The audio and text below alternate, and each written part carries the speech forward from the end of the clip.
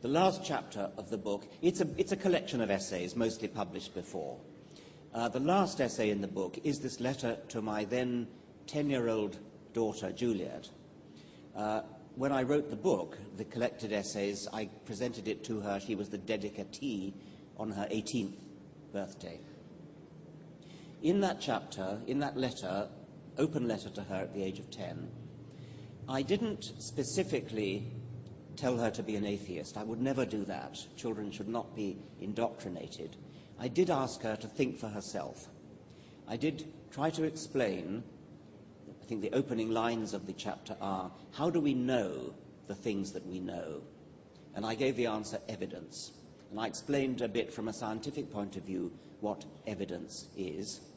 And then I warned her against various bad reasons that people sometimes give for thinking that they know something. And these were revelation, tradition, and authority. I said, those are not good reasons to believe anything. The only good reason to believe something is evidence. I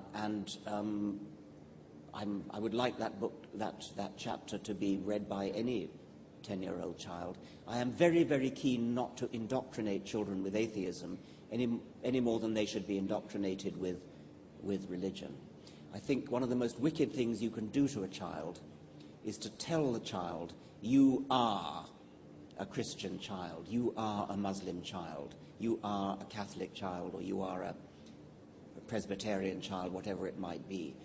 The child is too young to know. A child is too young to be a Catholic or a Muslim or a Protestant. Let the child grow up and decide for herself whether she wants to believe those things. If ever you hear somebody saying, that is a Catholic child, or that is a Protestant child, or that is a Muslim child, you should wince. It's consciousness-raising in the same kind of way as the feminists raised our consciousness. I don't know how it works in Portuguese, but in the English-speaking world, feminists have taught us, remarkably successfully, not to use the word man when we mean human, not to use the word he when we might mean she. It's very difficult to do in English, and it's probably even harder to do in more gendered languages. But the feminists have succeeded in raising our consciousness so that whenever we hear the future of man, we kind of wince, we kind of draw back and think, that's wrong, we shouldn't say that.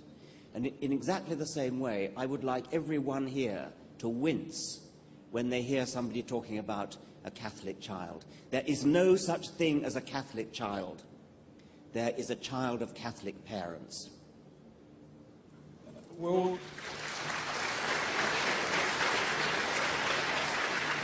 touch upon another area of your work that some people might not be familiar with. Perhaps you can tell us about the importance of, in the context of science, the importance of poetry and literature. I love poetry. I love language. I read poetry. I know a lot of poetry by heart.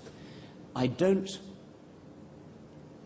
really understand, although I love it, I don't quite understand what poetry is. I don't understand why it works. I'm haunted by it. It gives me goose pimples. It gives me shivers up the spine. But I still don't really quite understand it. I do think, and I've written a book about this called Unweaving the Rainbow.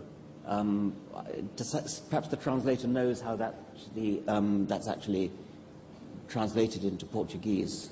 It may not be exactly the same. I'm sure that, that the word rainbow comes into it somewhere. That book, Unweaving the Rainbow, is my attempt to unite poetry and science and to advocate science as a worthy, more than worthy, subject for poets, one that I feel poets have neglected. Of course, love is a great theme for poetry, and even religion is a great theme for poetry, but science might be an even greater one, and one that hasn't been really exploited by poets. No próximo programa, Dawkins fala da morte, do gênio egoísta e da evolução das espécies segundo Charles Darwin, que publicou sua teoria há exatos 150 anos. I think that The Origin of Species is very unusual in a pioneering book. It is very easy to understand. It's written in Victorian English, which is a little bit more long-winded than we're used to today.